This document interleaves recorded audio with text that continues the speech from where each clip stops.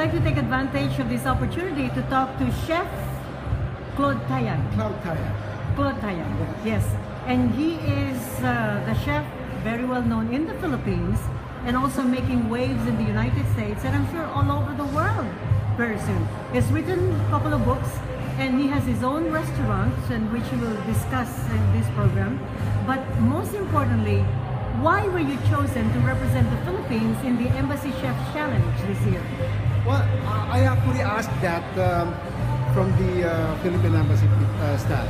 I got an email inviting me or asking if I was interested to represent the Philippines in this event.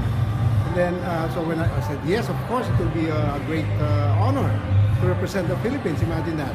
So when I got here, after several weeks of emailing, so I finally got here. I asked them why me, how come they chose. In the first place, I've already, they know me from before.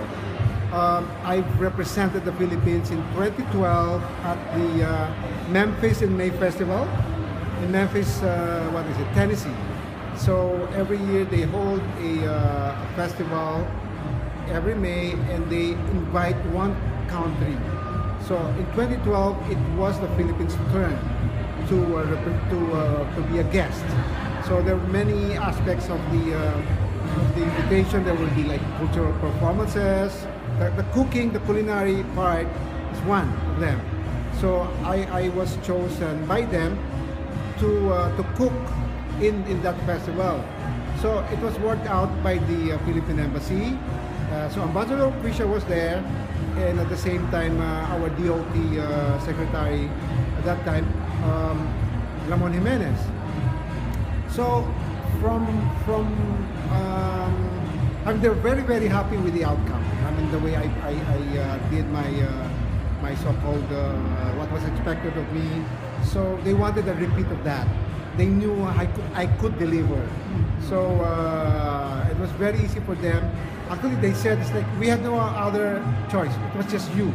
So when they presented the idea to the ambassador, who of course already met me from before, said sure, by all means, but they had to find how it is with our embassies. They're very tight budget and all that. So they asked for the help of private institutions. For one, it's the U.S.-Philippine Association. Is it not the name? Or Society? U.S.-Philippine Society. They sponsored my stay here. And Philippine Airlines sponsored by airfare.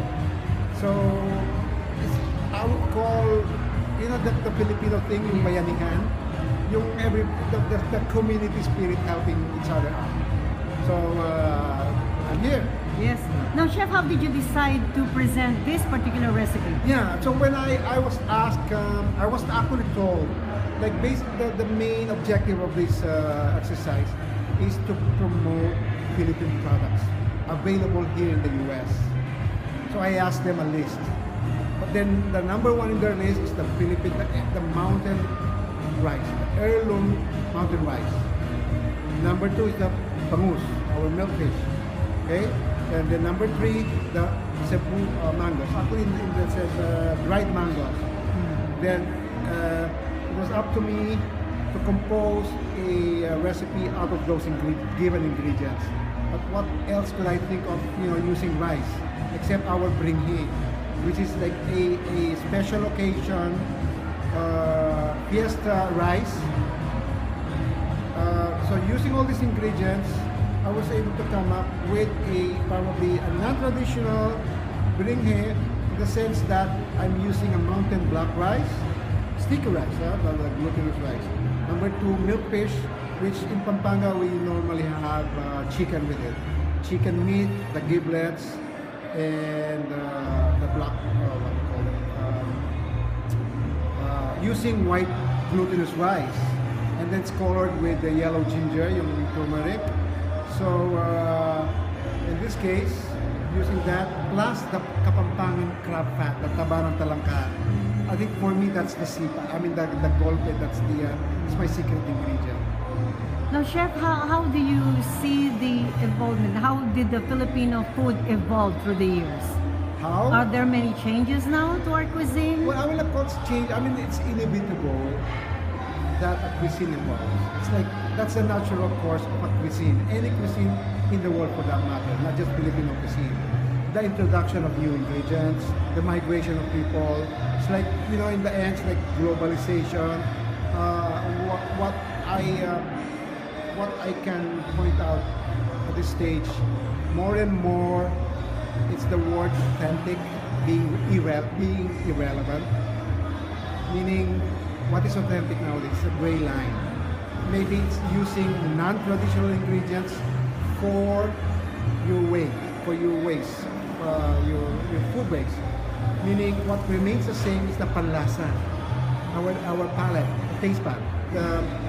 Using a foreign ingredient in the cooking of your ancestors, for example, using like you would see in the Philippines, like using Angus beef for tapa or for caldereta, or maybe the sinigang sa miso using salmon head and belly, which is imported from Alaska. But does it make it any less authentic by using a foreign ingredient to your food waste? So for me, it's like adapting. Once you use a foreign ingredient to your cooking, adapting it to your cooking, it becomes yours. It becomes Filipino. So ganun ang take ko dyan. So when people tell me, it's like, yeah, it's like, you know, this Phil-Americans putting up Filipino restaurants, but there I would say, like, you can say, like, the hybrid. It's like Filipino-American cuisine that has evolved because of the environment.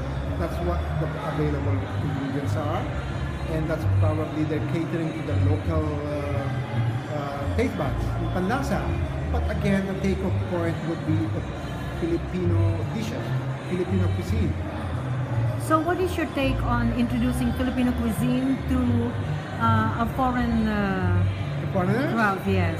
What particular food perhaps would you Particular present? food.